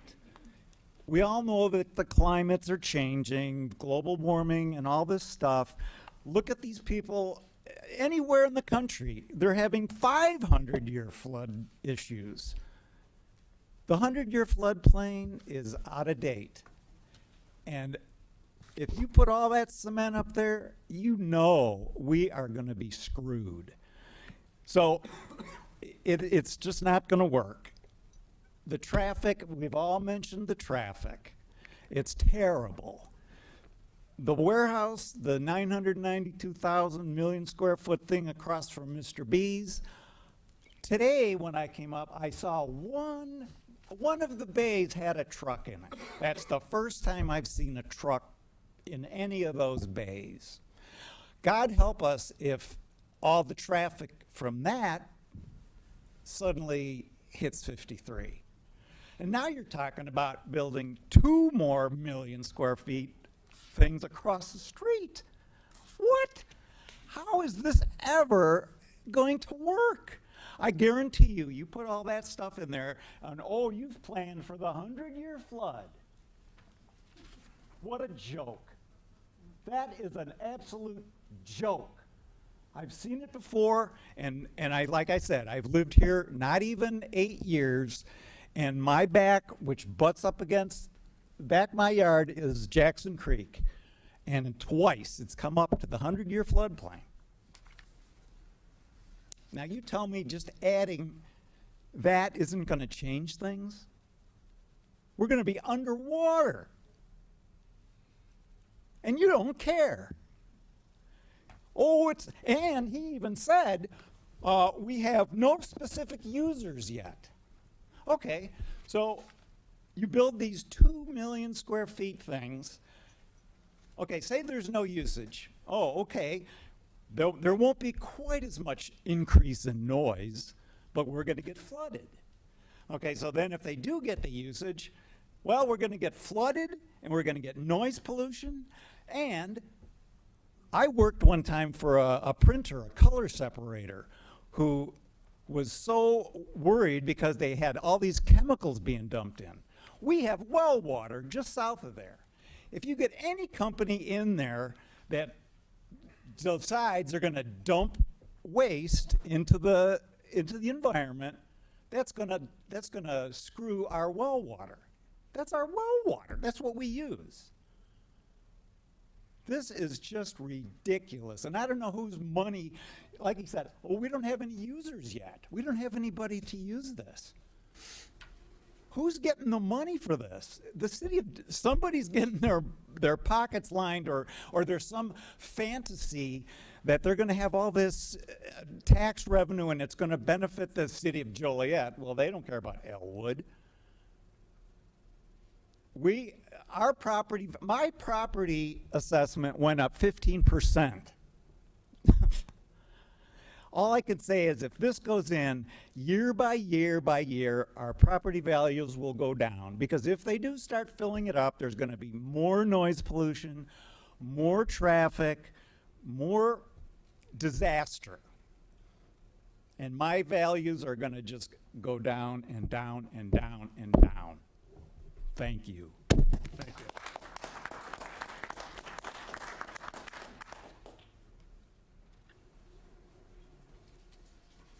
Hi, good evening. Thank you for the opportunity to speak. My name is Ann Baskerville. I'm a conservation organizer for the Illinois chapter of the Sierra Club. I can't really say any better than the man who spoke about, fearing for your family's life with 80 the way it is. The Sierra Club has called for a moratorium on more zoning for warehouses until we have a comprehensive land use and transportation plan that protects the environment, the quality of life, and also our natural areas like Mr. Jankel mentioned Medellin. Medellin is just getting started. There are millions of dollars going to planting more of the prairie, and it's becoming more and more of a tourist attraction. And I think how that relates to Joliet is, I know Joliet is investing in the Rialto, the Route 66, all the tourism. Wilmington has the launching pad. So there are, hundreds of people that do make that trip. And I think it's to everyone's benefit that we do the best planning possible to not take away from those institutions. And probably most importantly is the cemetery. As was mentioned, 53 is the major route that funeral processions take, along with Hoff Road and Manhattan Road. So it's very important in planning to account for that. So I would just ask that you take those into consideration. And then finally, at some of the earlier meetings, people have gotten up and said that oftentimes kids from Elwood are late to get to JT Central because of the condition of 53, and that's an issue. So I would just ask that you put a hold on this and come up with a land use and transportation plan. The Sierra Club is supportive of the idea of making improvements to 80, and the Hopewell Road Bridge is a potential solution, but only when that comes with that land use and transportation plan to really protect everyone's quality of life. Thank you. Thank you.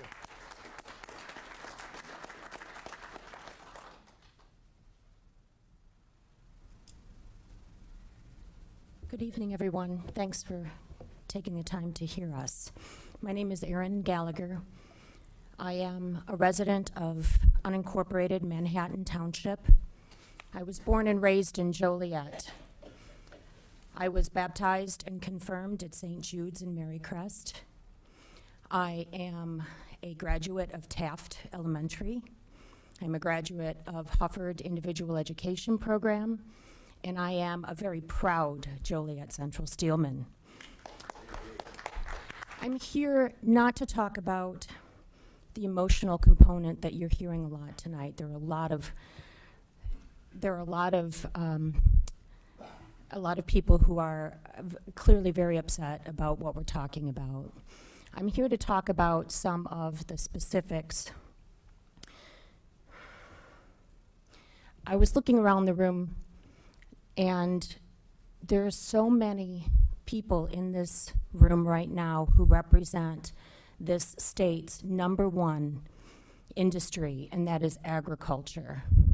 And as I stand here and I look at so many of these faces, these people are literally, and I'm not being sensational when I say this because I am a fact-based person, but these people right here are literally feeding the world with the crops that are produced here.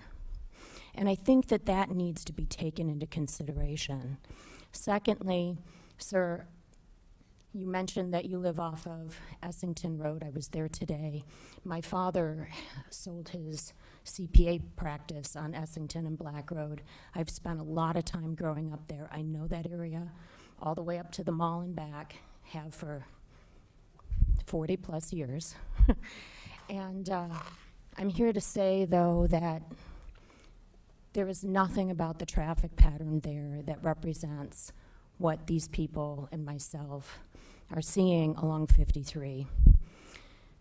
I'm curious how many of you have spent time recently on 53 south of 80 and have sat there and just kind of taken in the traffic. Yes? Yes. I see 3 people. I go there every day. And you've really identified with the trucks. Sure, of course. Yep. Well, that's reassuring, because we as a community south of 80 aren't feeling that we're being heard. And so I think that those of us who live south of 80, we are not country bumpkins. We are flesh and blood.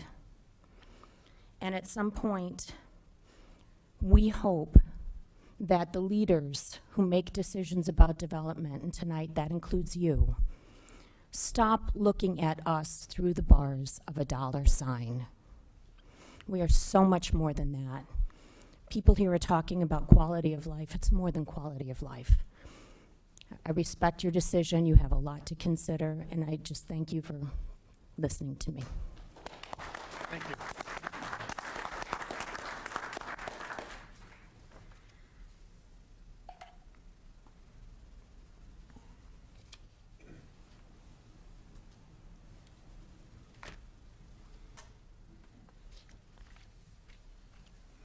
Matt Robbins, Jackson Township resident, 24757 South Sycamore Street. I'm also a Jackson Township trustee. I'm here tonight to just talk to you guys. Everybody's very passionate and very upset about this, and as you can tell. And well, most of us that have talked tonight, or everybody that has talked tonight, can't vote for you, appoint you to a board. We all know somebody that can.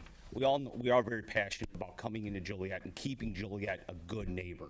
We want to be good neighbors with you folks. We hope that you want to be good neighbors with us. I understand, Kendall, you said that there's no staff recommendation on this plan, correct? Correct. And also, there's no new comprehensive plan since 2007. This property was rezoned in 2005. In 2007, they made a new recommendation for different industrial. My question is, they didn't want to get it rezoned to industrial then because they wanted to take a gamble. Because real estate that's what it is, it's a gamble. If you buy a house for $300,000 and in 2 years it goes down to 150, is somebody gonna come and help me out? Are they gonna buy my property because now I think I can make it industrial? That's what we're doing. They know the bang for their buck is to make it industrial. Now it's no longer residential. But nobody's gonna come bail me out. Nobody's gonna buy my property if I think I can put a junkyard on it and I can make it a better bang for my buck, even though it's right in the middle of a neighborhood, that's exactly what this is. It's right in the middle of neighborhoods. To the west, absolutely, it's a railroad, it's an industrial park, it's been like that for a while. To the east, absolutely, the comprehensive plan is to the east, is to make it industrial. Just follow your comprehensive plan before you make these rash decisions affecting not only us, but probably many of your loved ones that have to travel that, maybe do a funeral. There's 30 a day that go down Route 53 right now to Abraham Lincoln. 30 funerals that just use that road alone. There's 50 a day that go into Abraham Lincoln. Just please consider this and let a new comprehensive plan come about before you start making these decisions. And I'm just asking you, please, to consider what we're talking about and to be a good neighbor. Thank you. Thank you.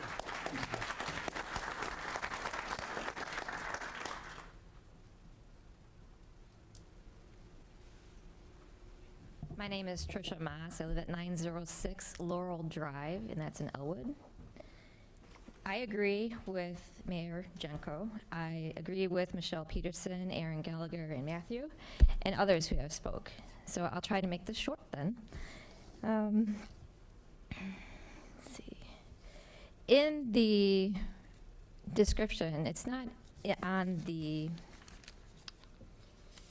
agenda. The description isn't, but it did mark a box of special use permit. Would that be considered concept as of right now? So we don't actually have any idea what the special permit would be. Is that correct? That's correct. Okay. That's correct, right? Okay. So, Because it's just a concept right now. Yeah, I'm sorry, what are you referring to? in the, I don't have the packet, you guys do. It doesn't have it in the agenda, but it does say with special use permit. Is that like another way to make I-1 into like I-2, I-4? Oh, no, a special use permit is, it doesn't change the zoning. It's typically for a use that would be allowed only by the approval of a special use permit. So the underlying zoning would not change. It's just a specific use that would require that special use approval. Right, but that special use could also be some type of characteristic within a different zoning, say I-3, I-4, for maybe stacking containers or something like that. No, it's a little bit more detailed than that. Okay. Okay, and then it says that the petitioner wants a 20-year agreement, yet it hasn't even been 20 years for the current plan. And this is where I do agree with Matthew that we should definitely wait a couple of years before we go ahead and make a decision tonight on rezoning anything right now. There's actually been a trend of residents of Jackson Township migrating their shopping trends. They're going to Bourbonnais instead. They're not even in Will County. Not going to Joliet. It says, we don't even know, or you don't even know if the developer that may come in is a sustainable company. I believe that was mentioned as well. And about the high school students are already late to school. So I would like you to wait the 2+ years until the land use plan is revised. And please vote to make it the decision regarding the zoning. And please vote no to changing this zoning tonight. Thank you. Thank you. Thank you.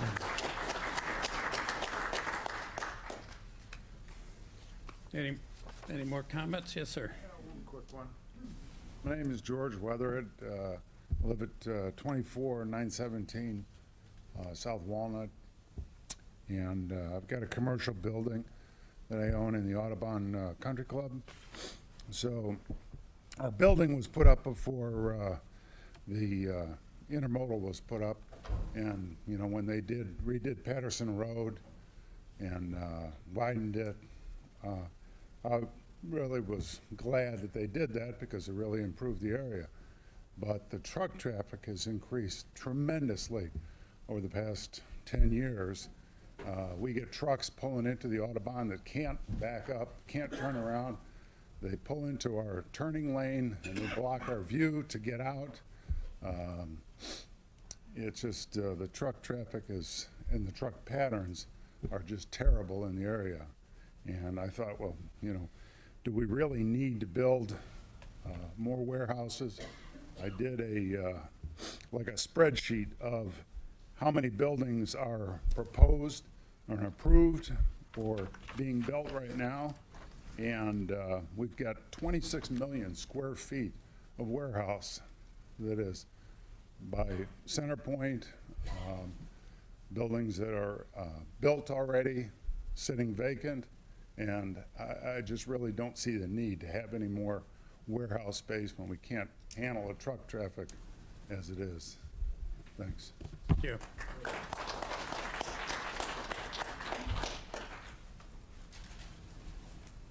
My name is Dave Turdick, 40-year resident of Jackson Township. P&I should hold the city of Joliet liable for the fact that he cannot develop his property with homes because of the warehouse intermodal that Joliet built. Joliet destroyed the value of P&I's land. Now, to correct his loss, they are going to allow them, a millionaire company, to destroy the value of our land. On his application for zoning change, he says he needs to maximize the value of his land. There should be another sentence added to that that states, and destroy the value of our land, the existing homeowners. Someone will be coming here to speak about Distinctive Homes Corporation's plans to add houses in Silver Creek. I also see there are some new people on the Planning Commission. Thank you. Thank you. Gerald Hellis, 19301 Quail Court. Could I approach? Is it okay? I've got a memo here that was mailed to the Cedar Creek residents. Distinctive Home Builders has purchased the lots in Cedar Creek and Reserve. If you'd like to read that. That was mailed to the Cedar Creek residents. It's an offer that if they can find somebody to come in and be their neighbor, they get $1,000. The attorney here says that there's no interest, but from what I'm getting here, and I got this from a neighbor in Cedar Creek, there is interest in building houses in Jackson Township. What we wanted to see happen was the industrial to stay west of the railroad berm and east of the railroad berm to continue to be homes, to where it's a planned community, kind of like what New Lenox has over there. They have their warehouses separated from their houses. This is what we're looking for. Now, to the water issue, I'm not an engineer, I'm just a common sense guy. I think the only way that would work, the Jackson Township, or the Jackson Creek starts up around Frankfurt, and it flows. There's a south branch that's south of Manhattan Arsenal Road, and the north branch, and then they come together right at 53 in Arsenal, and then it goes to the Des Plaines River. But if the warehouses all let go together, the water, those of us that live close to the creek, as it is when we have an event, we have a lot of water. And to add more to that, like the man on Ash spoke, we're gonna have problems. So I think the only way to resolve that would be a huge pipe on Millsdale running straight to the river, and all of the warehouse people have to tie their water into that pipe to drain it. That's all I got. Thank you.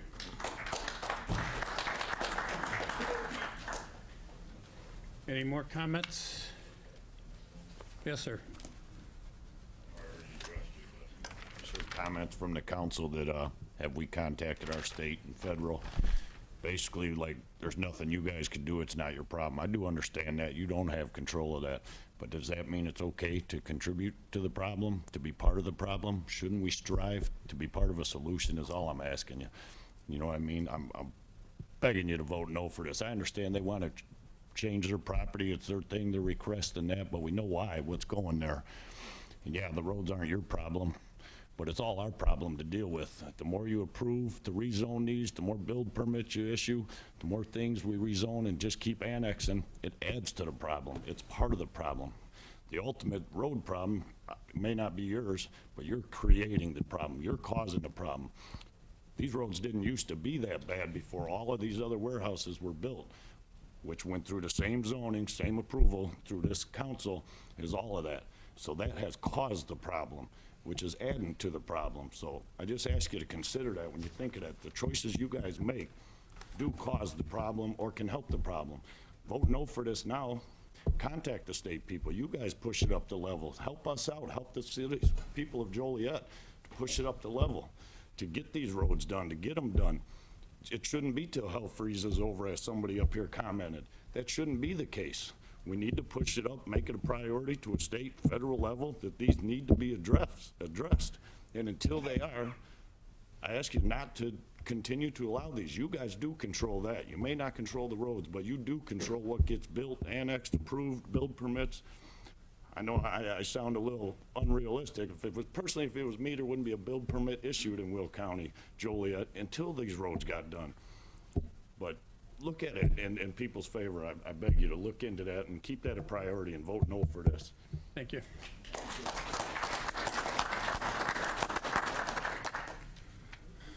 Okay, any more comments? All right, then, hearing none, then a motion is in order for Z-11-18. So moved. Second. Call the roll, please. Mr. Dillon? Aye. Ms. Fide? Aye. Mr. Mystic? Aye. Mr. Moore? Aye. Mr. Roosonellis? Aye. Mr. Broderick? Present. No, it's neither. It's abstain. Yes, abstain, okay. Mr. Cox? Aye. Mr. Crompton? Aye. Mr. Kella? No.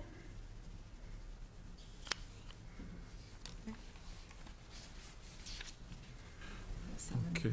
So when will this come up before the council? The council meeting will be February 19th.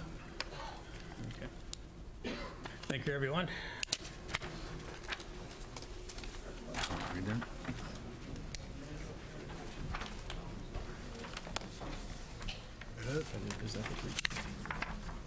It's just the council.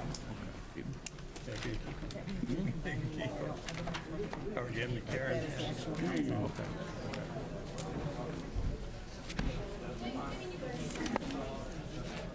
You didn't like the rezoning? Well, Oh, yeah.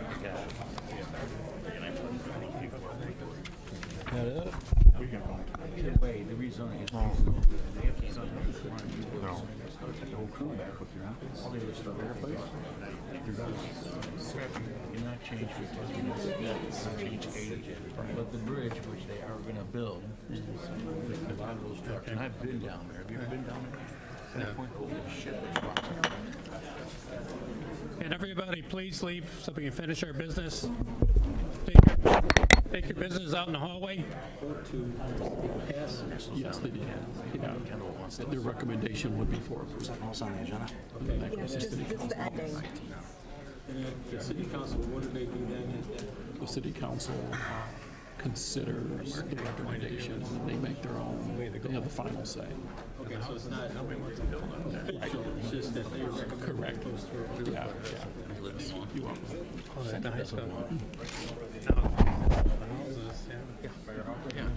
Two doors down now. Okay. I don't know nothing about traffic. Oh, yeah. Right. I'd like to know who does these crates. Yeah. Action Township thing, but you know, Joliet, we clean them. We took care of Beaver Dams. I mean, They take care of their own stuff now. yeah, it's hard to make them understand the concept of engineering.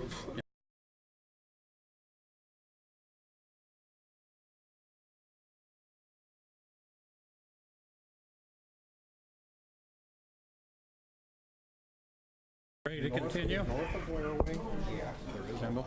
Yeah. Okay. Okay, Mr. Chairman, we have no items under old business, no public hearing. There are no items under new business, no public hearing. There are no items under study session. There are no items under old or new business, not for final action or recommendation. The next item on the agenda would be public comments, and this section is for anyone wanting to speak regarding non-agenda items. And they are allowed the maximum of 4 minutes. Public comments for non-agenda items.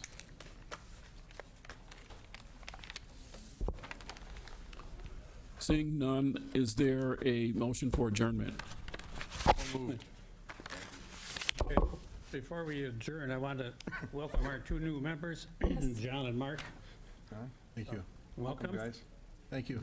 Welcome. Okay, call the roll then. Mr. Broderick? Aye. Mr. Cox? Aye. Mr. Crompton? Aye. Mr. Dillon? Yes. Ms. Spidey? Aye. Mr. Kella? Aye. Mr. Mystic? Aye. Mr. Moore? Aye. Mr. Roosevelt? Aye.